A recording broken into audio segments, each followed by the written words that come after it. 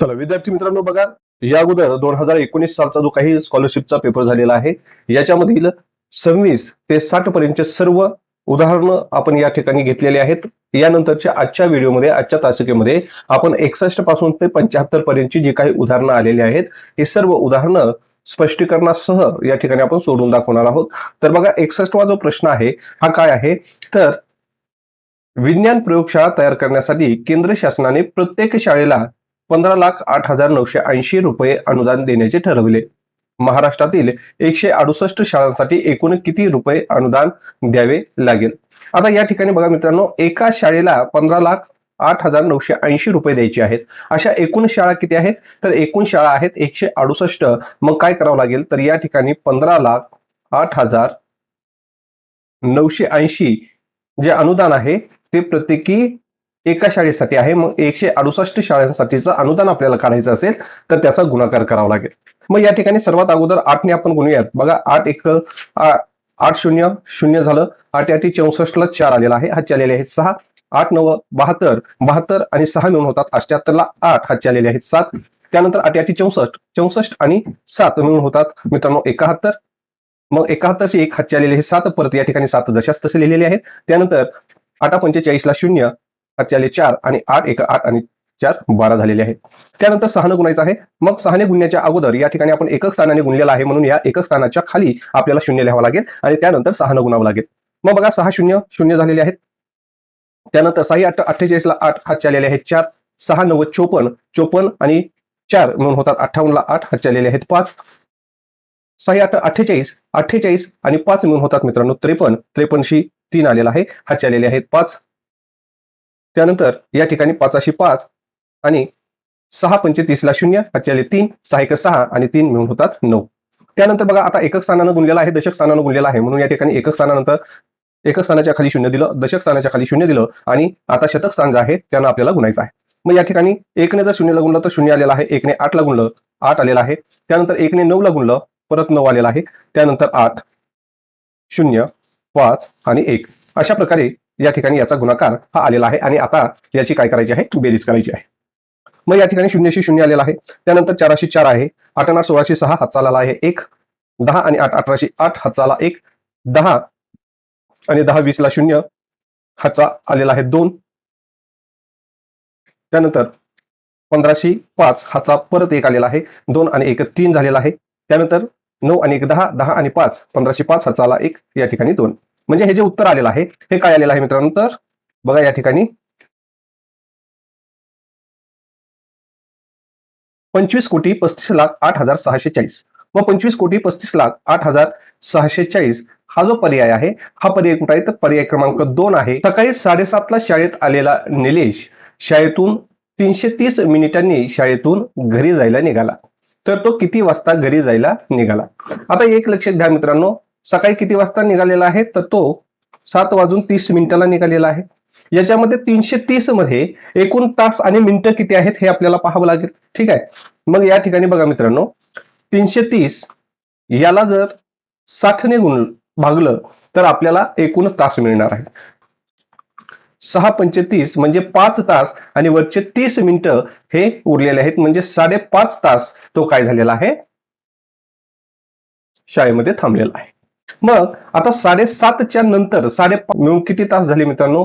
तर ते होतात किंवा 7 तास 30 मिनिटांमध्ये 5 तास 30 मिनिटं काय करूयात आपण? ऍड करूयात. मग या ठिकाणी 0 शी 0, 3 आणि 3 6, 6 म्हणजेच या ठिकाणी 60 झालेला आहे. 60 म्हणजेच काय होतो मित्रांनो? या ठिकाणी एक हातचा घेतला म्हणजे या ठिकाणी 0 झालं आणि 7 आणि 5 12 आणि 1 13, 13 म्हणजेच 1 वाजलेला आहे. 13 हे 24 ताशी घड्याळाप्रमाणे 13 वाजलेले आहेत. मात्र 12 ताशी घड्याळ जे आहे, 12 ताशी घड्याळ जे आहे या घड्याळाप्रमाणे त्या ठिकाणी किती वाजलेला आहे? 1 वाजलेला आहे. किती वाजलेला आहे? 1 वाजलेला आहे. मग 1 हा क्रमांक 3 या ठिकाणी आहे मित्रांनो. याच्यानंतर याच्या पुढचं उदाहरण पाहूयात.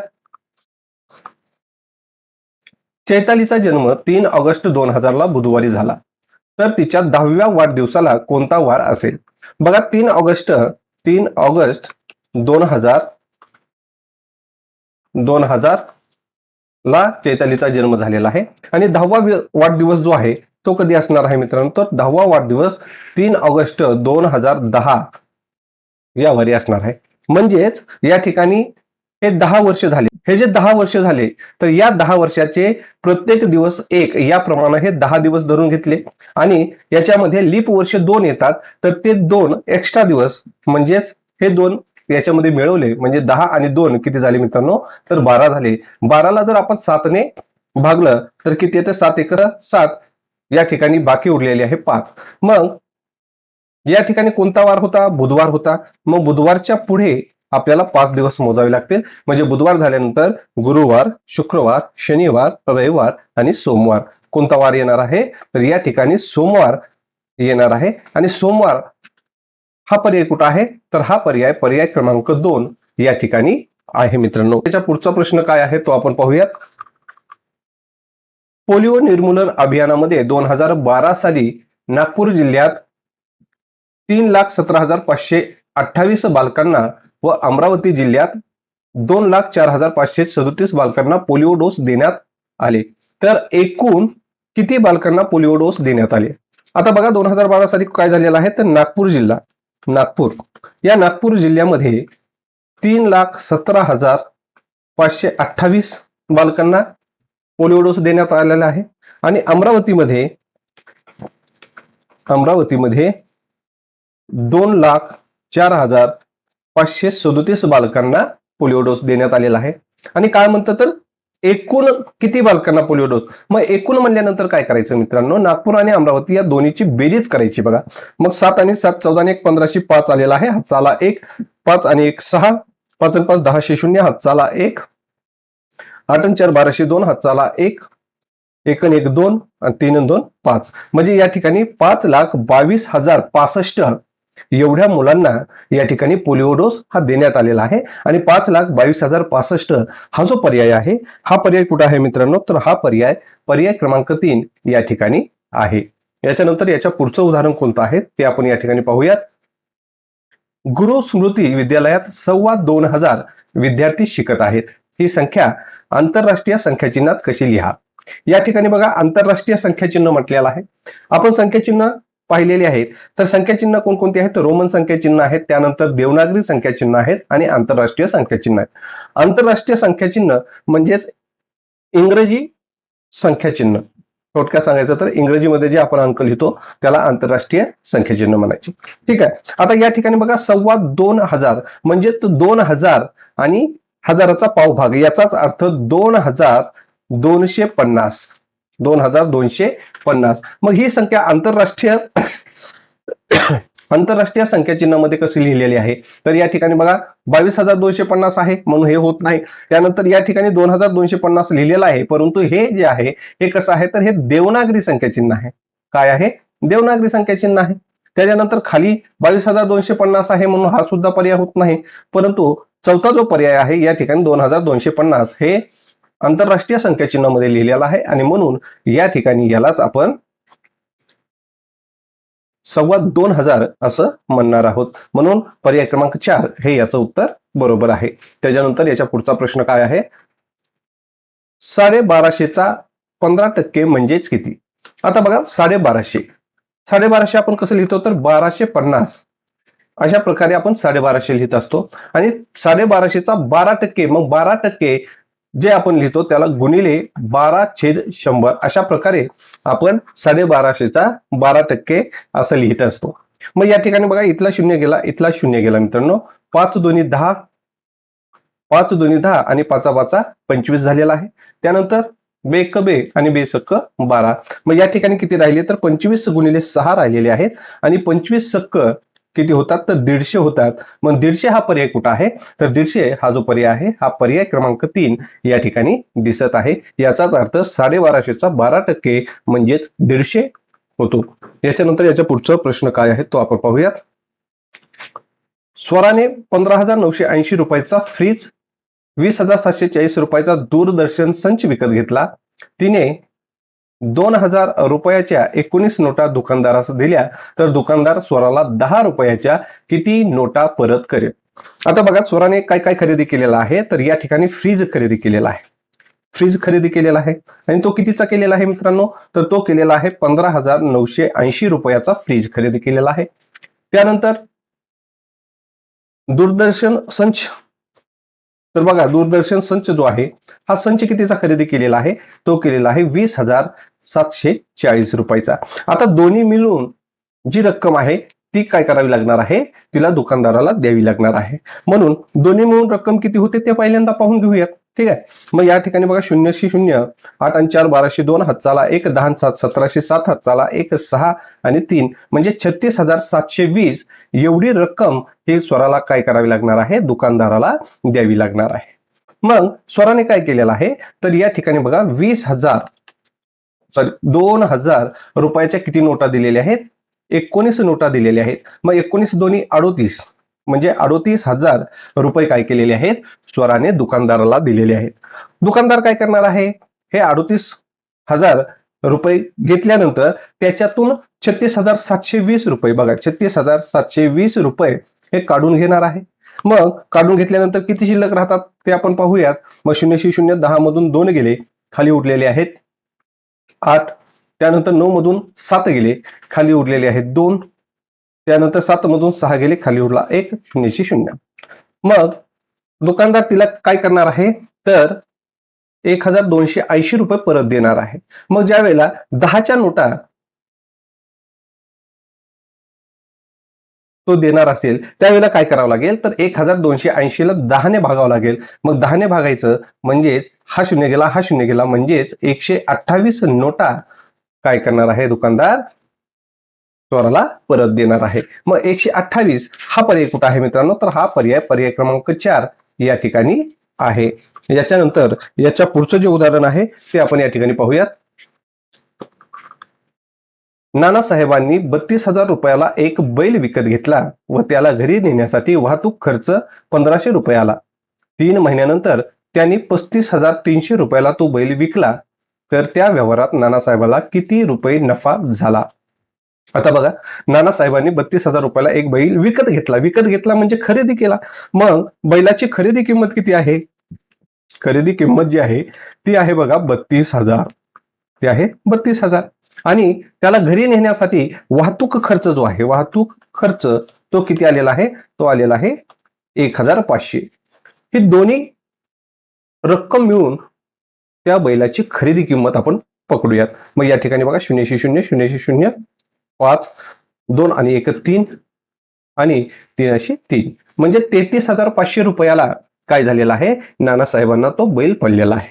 आणि त्यांनी विकला कितीला, त्यांनी विकलेला आहे बघा 35,300 रुपयांना तो बैल विकलेला आहे आणि त्याच्यामध्ये त्यांना नफा झालेला आहे. मग ही जी विक्री किंमत आहे त्याच्यामधून काय करावं लागेल, ही खरेदी किंमत जी आहे, खरेदी किंमत किती आहे 33,500 हे वजा करावं लागेल आणि जे शिल्लक राहील तो त्यांचा नफा असणार आहे. मग या ठिकाणी 0 मधून 0 गेले 0 राहिले, 0 मधून 0 गेले 0 राहिले. त्यानंतर 13 मधून 5 गेले, खाली राहिले 8. त्यानंतर 4 मधून 3 गेले, खाली उरले 1. म्हणजेच या ठिकाणी शिल्लक किती रुपये राहिलेले आहेत, तर 1,800 रुपये राहिलेले आहेत. आणि 1,800 हा काय असणार आहे, नानासाहेबांना झालेला नफा असणार आहे. मग 1,800 हा पर्याय कुठं आहे मित्रांनो, तो पर्याय क्रमांक 2 या ठिकाणी 1,800 रुपये दिलेलं आहे. याच्यानंतर याच्या पुढचं जे उदाहरण आहे ते आपण या ठिकाणी पाहूया. 312/1009 अधिक 706/2018 अधिक 344/1009 बरोबर किती. आता अगदी सोपा प्रश्न आहे मित्रांनो. तर या ठिकाणी बघा 312/1009 अधिक 706/2018 अधिक 344/1009. ठीक आहे. आता या ठिकाणी जर आपण छेद बघितला, या ठिकाणी 1,009 छेद आहे, या ठिकाणी 1,009 छेद आहे, परंतु या ठिकाणी 2018 छेद आहे. मग 2018 हा छेद कसा आहे मित्रांनो, तर 1,009च्या दुप्पट आहे. मग काय करायचं, तर या ठिकाणी बघा 2018 ला भागिले 2 करायचं आणि 706 ला पण भागिले 2 करायचं, म्हणजे आपल्याला सर्व छेद जो आहे हा कसा राहणार आहे, हा समान मिळणार आहे, सारखा मिळणार आहे. मग या ठिकाणी 312 केलेला आहे. त्यानंतर 1,009 अधिक आता या ठिकाणी बे एक बे, बे त्रिक 6, बे पंचे 10 आणि पुन्हा बे त्रिक 6 मित्रांनो. ठीक आहे. मग या ठिकाणी बघा 353 आलेला आहे आणि खाली या ठिकाणी जर भागलं तर बे एक बे, बे शून्य पुन्हा एकला भाग जात नाही म्हणून शून्य घेतलं, बे 9 18 म्हणजे या ठिकाणी 1009 आलेला आहे अधिक 344 छेद 1009. आता काय करायचं आहे तर खालचा छेद सर्व सारखा झालेला आहे, मग वरच्या अंशाची बेरीज करून घेऊयात. ठीक आहे. मग या ठिकाणी 2 आणि 3 5, 5 आणि 4 9 झाली मित्रांनो. मग या ठिकाणी 9 आलेला आहे.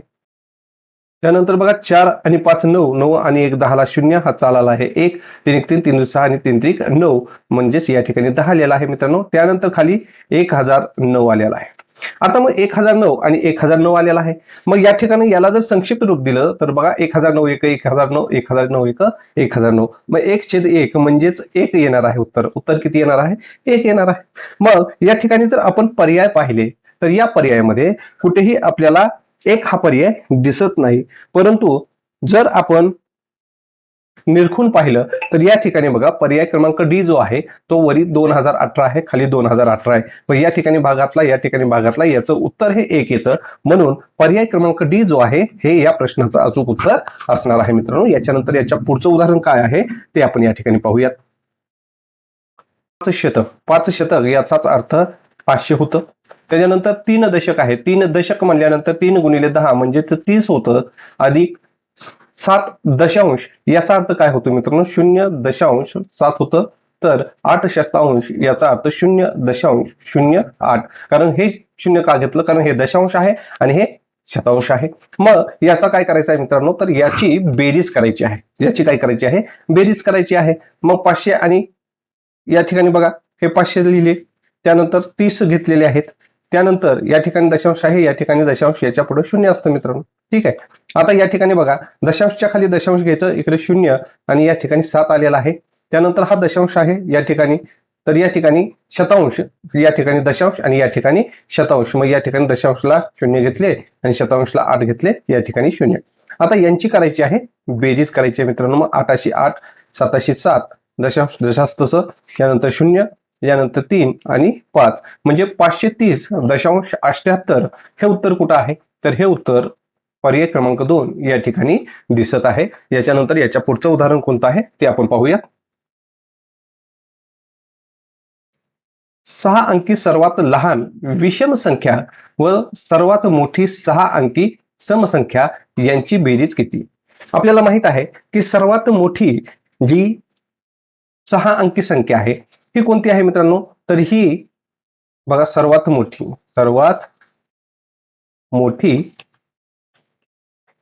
6 अंकी ती कोणती असणार आहे? तर बघा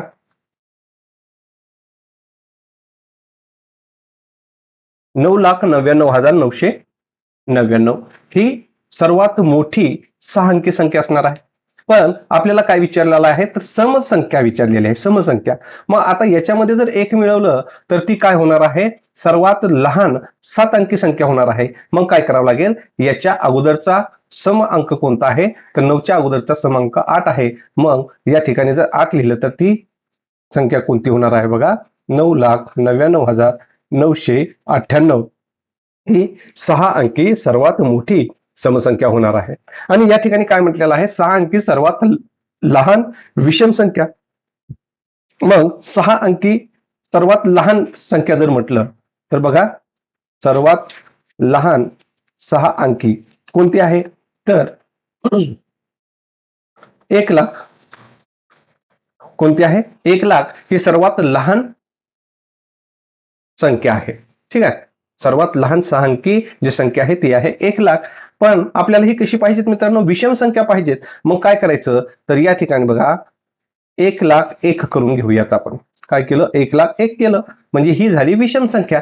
ठीक आहे. आता या दोन्हीची काय करायची आहे? बेरीज करायची आहे. मग हे 1,00,001 आपल्याला काय करायचं आहे? या 6 अंकी सर्वात मोठ्या समसंख्येमध्ये मिळवायचे आहेत. मग या ठिकाणी बघा 1,00,001 यांची बेरीज करून घेऊयात. मग बघा 8 आणि 1 9 झालेले आहेत. 9,909, 9,909, 9,909, 9,909 आणि या ठिकाणी 10 झालेले आहेत मित्रांनो. मग 10,99,999 हा पर्याय कुठं दिसतोय? तर 10,99,999 हा पर्याय पर्याय क्रमांक 2 या ठिकाणी आपल्याला दिसत आहे. याच्यानंतर याच्या पुढचं उदाहरण कोणतं आहे ते आपण या ठिकाणी पाहूयात. बघा मित्रांनो, एक गाडी नागपूर अमरावती हे 150 किलोमीटर अंतर 3 तास 15 मिनिटात पार करते. तर त्या गाडीला नागपूर अकोला हे 250 किलोमीटर अंतर याच वेगाने पार करण्यासाठी किती वेळ लागेल? मग आता सर्वात अगोदर काय करावं लागेल? तर 150 किलोमीटर अंतराला 3 तास 15 मिनिटे लागतात, म्हणजे त्याचा वेग काढून घ्यावा लागेल. ठीक आहे. मग आता बघा, नागपूर ते अमरावती हे अंतर आहे 150 किलोमीटर. ठीक आहे. आणि त्याला वेळ किती लागतो? तर त्याला वेळ लागतोय मित्रांनो 3 तास आणि 15 मिनिटे. आता 3 तास याला आपण काय करूया? 3 तास अधिक 15 मिनिटे म्हणजे पाव तास होणार आहे मित्रांनो. मग पाव तास हा आपण कसा लिहू शकतो? 1/4 अशा प्रकारे लिहू शकतो. ठीक आहे. मग आता या 3 पूर्णांक किंवा 3 अधिक 1/4 याचं जर दशांश अपूर्णांकात रूपांतर करायचं म्हणलं तर काय करावं लागेल? याचा गुणाकार 4 त्रिक 12 आणि 1 13/4 आलेला आहे. किती आलेला आहे? 13/4 आलेला आहे. मग आता आपल्याला काय करायचं आहे? तर याला वेग जो आहे तो वेग काढायचा आहे. म्हणून या ठिकाणी वेग बरोबर काय करावं लागेल?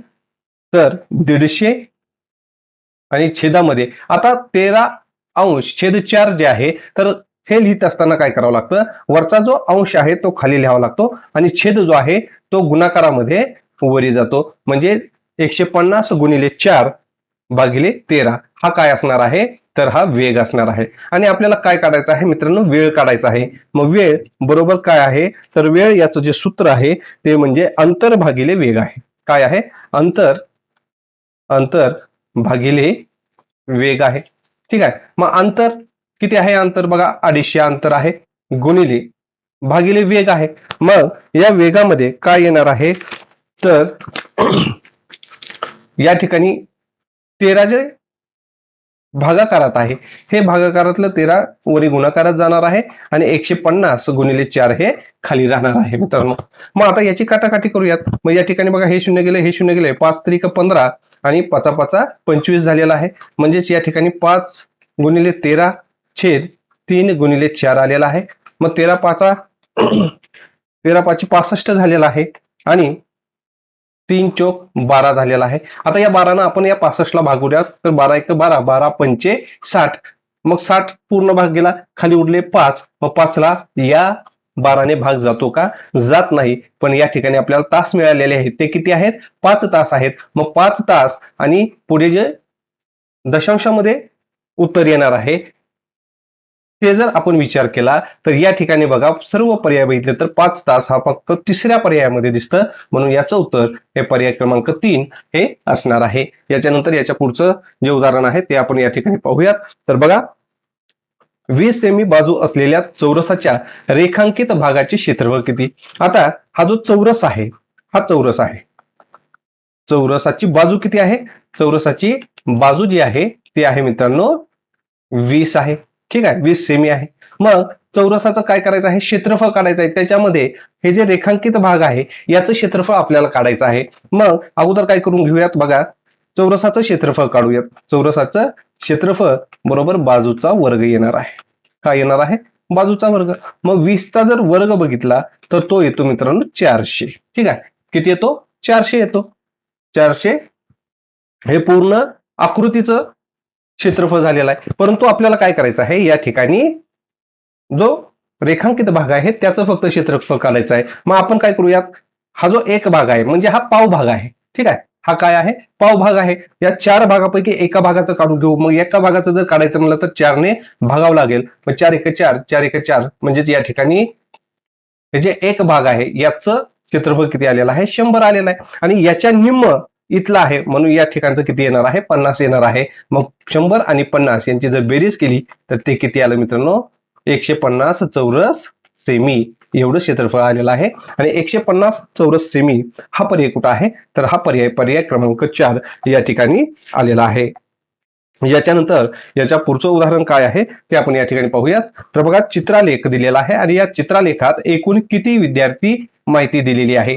आता या ठिकाणी प्रमाण दिलेलं आहे की एक विद्यार्थी म्हणजे 6 विद्यार्थी आहेत. मग या ठिकाणी बघा 1 2 3 4, या ठिकाणी 4 आहे, या ठिकाणी 3 आहेत, या ठिकाणी 2 आणि या ठिकाणी 4 आहे. मग 4 आणि 4 8, 8 आणि 2 10 आणि 3 13, म्हणजे एकूण 13 विद्यार्थी आहेत. मग 13 गुणिले 6 करूयात मित्रांनो, तर 13 संग 78 एवढे विद्यार्थी या चित्रालेखामध्ये दिलेले आहेत. आणि 78 हा पर्याय कुठं आहे, तर हा पर्याय क्रमांक 4 या ठिकाणी आहे. याच्यानंतर याच्या पुढचं उदाहरण काय आहे ते आपण या ठिकाणी पाहूयात. विज्ञान विषय आवडणाऱ्या विद्यार्थ्याच्या संख्येपेक्षा गणित विषय आवडणाऱ्या विद्यार्थ्यांची संख्या कितीने जास्त आहे. बघा, विज्ञान विषय आवडणाऱ्या विद्यार्थ्यांच्या संख्येपेक्षा. आता काय करूयात, तर विज्ञान विषय जो आहे हा किती विद्यार्थ्यांना आवडतो तो आपण पहिल्यांदा पाहून घेऊयात. मग या ठिकाणी बघा, चित्रालेख जर बघितला तर या ठिकाणी विज्ञान 2 आहे. 2 म्हणजेच 6 2 12 विद्यार्थी यांना विज्ञान विषय आवडतो आहे. दुसरा कोणता विषय दिलेला आहे, तो गणित दिलेला आहे. हा गणित दिलेला आहे. ठीक आहे, गणित विषय किती विद्यार्थ्यांना आवडतो हे आपण आता बघूयात. तर बघा, गणित या ठिकाणी 4 म्हणजे 6 चौक 24 विद्यार्थ्यांना गणित विषय आवडतोय. 6 चौक 24 विद्यार्थ्यांना गणित विषय आवडतो. मग काय सांगितलेलं आहे की गणित विषय आवडणाऱ्या विद्यार्थ्यांची संख्या कितीने जास्त आहे. मग काय करावं लागेल, हे गणित विषय आवडणारे विद्यार्थी आणि हे विज्ञान विषय यांची वजाबाकी केली तर खाली येतं 12. म्हणजे गणित विषय आवडणाऱ्या विद्यार्थ्यांची संख्या हे 12 ने जास्त आहे. आणि 12 हा पर्याय कुठं आहे, तर हा पर्याय क्रमांक 2 या ठिकाणी आहे मित्रांनो. तर अशाच प्रकारे आपण बोर्डाच्या ज्या काही स्कॉलरशिपच्या परीक्षा झालेल्या आहेत या सर्व परीक्षेची उदाहरणं आपण या ठिकाणी पाहणार आहोत. तर व्हिडिओ आवडल्यास लाईक व शेअर जरूर करा मित्रांनो. धन्यवाद.